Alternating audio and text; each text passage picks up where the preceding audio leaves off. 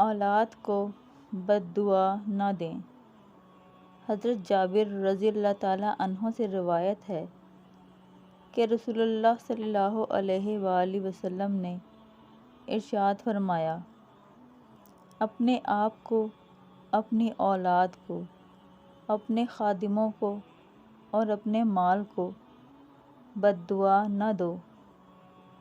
ایسا نہ ہو کہ وہ گھڑی دعا کی قبولیت کی ہو اور تمہاری دعا قبول ہو جائے۔